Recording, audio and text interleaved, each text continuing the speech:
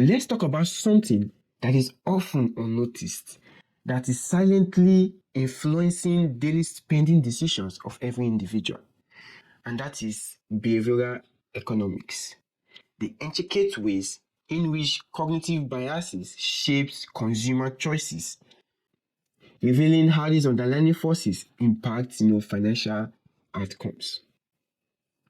Behavioral economics is shaping your spending habits. Now, what if I told you that billion-dollar companies are quietly, using psychological tactics to make you spend more, and you are falling for it every single time? Would you have believed? It is not manipulation. It's just behavioral economics, and it's influencing every purchases you make. We are pulling back the curtain on the subtle biases that dictates, your financial decisions. Now let's unmark, the hidden triggers, the free shipping illusion, why we overspend to qualify. When you're exploring purchases, you always get, a threshold limit in which you can get access to free shipping. So it is a tendency that you have to spend more or overspend to qualify for free shipping. And all businesses, companies are using that tactics to make you overspend. Get this threshold, you get a free shipping. This maximum purchase or the minimum purchase for you to get access to free shipping. If not, you have to pay for shipping. So it is a tactics that you have to pay more or spend more to get access to that free shipping. That is one of the hidden triggers. And also the power of default options. How subscriptions silently drain your wallet. Most purchases, you have the default option, which becomes a subscription. Unknown to you, you are draining your wallet. So these are tactics that is being used by big companies to make you overspend. Now, nothing is gotten for free anymore. You have to, subscribe to a particular, company or for a particular product that you want to use. From big tech to fintech, to telecommunications, across board, there is this subscription module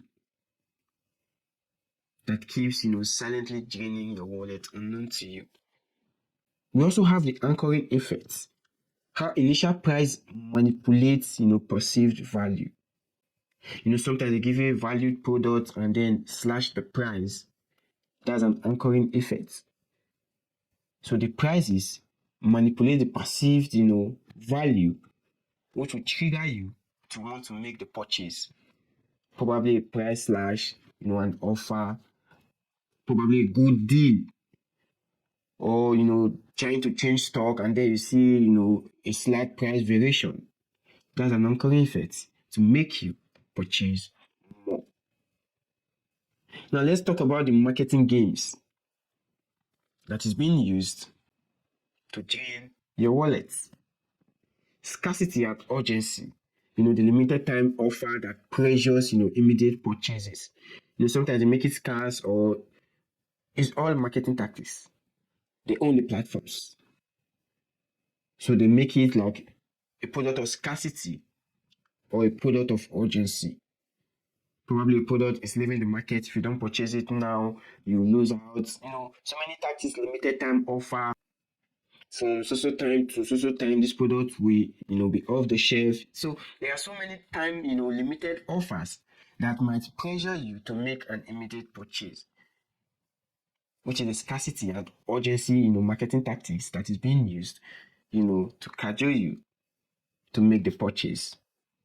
And also social proof is also one of the marketing strategy that influences your own decision. What you see others buy may influence your own decision. Something that is trending, your favorite celeb. When you see, you're just triggered, by your own decision to want to make purchases. That is why you see, brands mixes of, the social celeb, because what you see them doing most times you would want, to dive into the bandwagon and also be like them.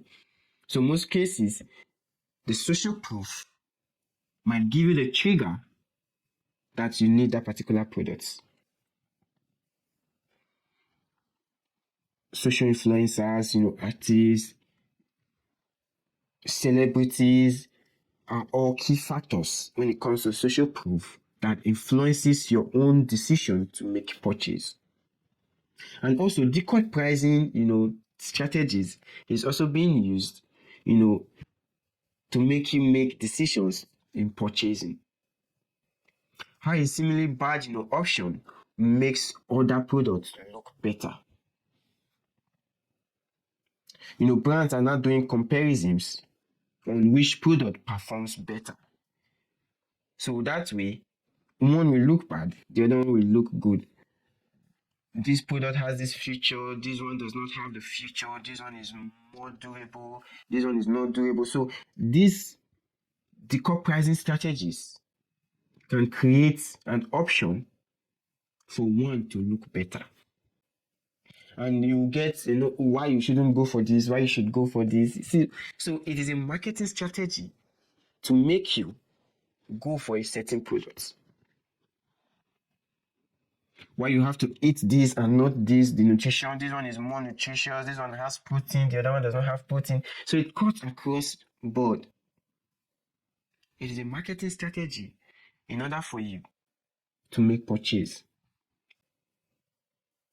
Now, battling your own bias, because everyone has biases when it comes to behavioral economics, how it influences your spending. To battle your biases, there has to be a pre-commitment strategy, setting spending limits before temptation strikes.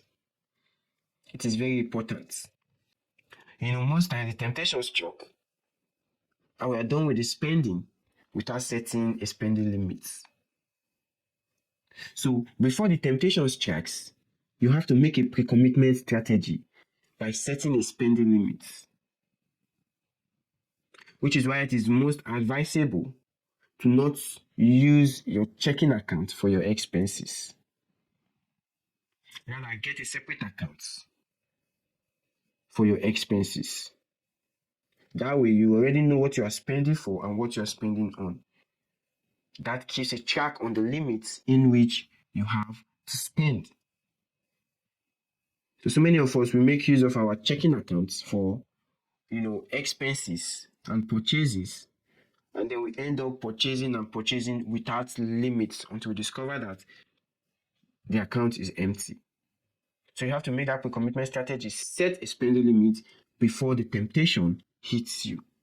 Trust me, the temptation is always there and it triggers faster than even setting your spending limits. And also the power of waiting periods. Sometimes you might be triggered to want to make a purchase, but it just boils down to delaying the purchase to counteract impulse, because most times we act based on impulse. When it comes to impulse spending, spending on a whim, just because you felt like it, you spend on it. So the power of waiting periods helps counteract the impulses, and then it tells you if truly you really want that product or not. Tracking and visualizing your spending is also a key, tool to battle your bias, making the invisible financial impact visible. So you must track your spending, know what you are spending on, know how far you've gone with your spending. So by setting a spending limit and also visualizing that spending, you'll be able to, track and make it visible so you know what you're spending on. Most cases is because our spending limit is not visible. That is why we spend more than we anticipate. But the moment you are listing line item by line item, it is visible, it will shock you to just maintain your cool. Because what you see sometimes give credence to actions. So the moment you see how you're spending, the trigger will always come in that you have to just cut it off. So gaining financial freedom from behavioral finance, first you have to just design your environment for smarter choices by removing temptations. The temptation is always around you. The moment you switch on your phone, it is there. You turn on your TV, it is there. You go out, it is there. The temptation is always there. So design your environment for smarter choices by removing these temptations. Knowing the difference between your wants and your needs will make it more faster to remove this temptation. And also leveraging, positive biases by setting up automatic savings and investments. I've done series of videos about, automating your savings and your investment, whereby you need, separate accounts for these effects.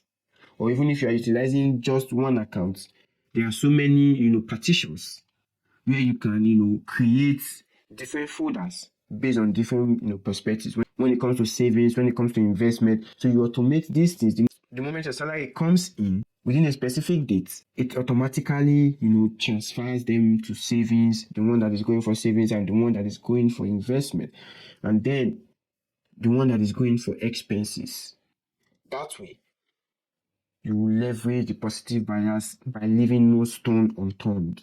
Becoming a conscious consumer is very important. Understanding the why behind your spending. To every spending, there is a why. To every spending, there is a reason, but not in all cases. There are some cases where there is no reason why you're spending. You just want to spend, probably, to feel good or for instant gratification, or based on emotional bias and seeing others doing things. So there's always a why behind a spending. So to gain financial freedom from behavioral spending, you have to be a cautious consumer. Know why you are spending, the reason behind your spending. Is it based on your needs, based on your wants? So you just have to be specific. So to gain financial freedom from behavioral finance or behavioral economics, you have to design your environment for smarter choices. Remove temptations. Every lapses where temptations might come in, by setting some spending limits, you have to do it. Setting up automatic savings and investment, it is paramount. Be cautious of your spending. Understanding the reason why you are spending, it's also important. Until we meet again, it's still your boy Young Diamond. Like, share, and subscribe to this channel.